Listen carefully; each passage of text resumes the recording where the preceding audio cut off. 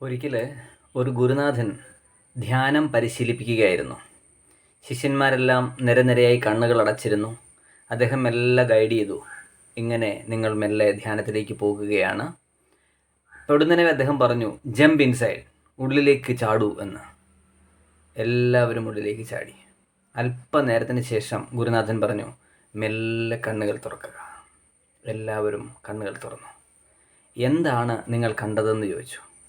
ആദ്യം ഇരുന്നയാൾ എഴുന്നേറ്റ് പറഞ്ഞു, ഗുരു, ഞാൻ കണ്ടത് അകത്തേറെ കുടൽമാലകളും ലിവർ, ഹാർട്ട്, ലങ്സ് അങ്ങനെയൊക്കെയാണെന്ന് പറഞ്ഞു. ഗുരുനാഥൻ ചിരിച്ചുകൊണ്ട് ചോദിച്ചു, നിങ്ങളൊരു ഡോക്ടറാണല്ലേ? അദ്ദേഹം ഞെട്ടിപ്പോയി. എൻ്റെ മനസ്സ് വായിച്ചിരിക്കുന്നു, ഞാൻ ആരാണെന്ന് അദ്ദേഹം തിരിച്ചറിഞ്ഞിരിക്കുന്നു. അടുത്തയാളോട് ചോദിച്ചു, നിങ്ങൾ എന്താണ് ചെയ്തതെന്ന് ചോദിച്ചു. കണ്ടത്. അവ പറഞ്ഞു, ഞാൻ അകത്ത് മുഴുവൻ 206ഓളം അസ്ഥികൾ ദർശിച്ചു. അപ്പം ഗുരുനാഥൻ ചോദിച്ചു, നീ ഒരു അസ്ഥിരോഗ വിഭാഗം സ്പെഷ്യലിസ്റ്റ് ആണല്ലേ? അദ്ദേഹം ചിരിച്ചുകൊണ്ട് പറഞ്ഞു, അങ്ങും എന്നെ മനസ്സിലാക്കിയോ? അടുത്തയാളോട് ചോദിച്ചു. പറഞ്ഞു, അയാൾ എഴുന്നേറ്റെന്ന് പറഞ്ഞു, കുറച്ചേറെ ബിൽഡിങ്ങുകൾ പോലെയുള്ള ഒരുപാട് സാധനങ്ങൾ എനിക്ക് ദർശിക്കാൻ സാധിച്ചു എന്ന് പറഞ്ഞു. അപ്പോൾ അദ്ദേഹം ചിരിച്ചുകൊണ്ട് ചോദിച്ചു, നീ ഒരു എൻജിനീയർ ആണല്ലേ എന്ന് ചോദിച്ചു.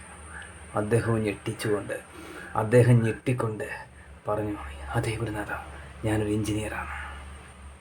അടുത്തയാൾ എഴുന്നേറ്റു. ഗുരു ചോദിച്ചു, നീ എന്ത് കണ്ടു? ക്ഷമിക്കണം ഗുരുനാഥ, എനിക്ക് അത്രയും വിവരവും വിദ്യാഭ്യാസമൊന്നും ഇല്ലാത്തതുകൊണ്ട് എനിക്കൊന്നും ദർശിക്കാൻ കഴിഞ്ഞില്ല. എന്നെ തന്നെ എനിക്ക് കാണാൻ കഴിഞ്ഞില്ല എന്ന് പറഞ്ഞു. അദ്ദേഹം പുഞ്ചിരിച്ചുകൊണ്ട് പറഞ്ഞു, നീ ധ്യാനിയായി കഴിഞ്ഞു എന്ന്. ഇതൊരു കഥയാണ്.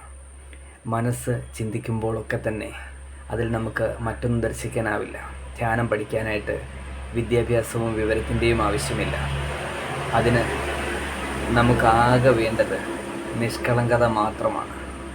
തിരിച്ചറിയാനുള്ള ഒരു പ്രകൃതം, അത് പ്രകൃതി നമുക്ക് നൽകിയിട്ടുണ്ട്.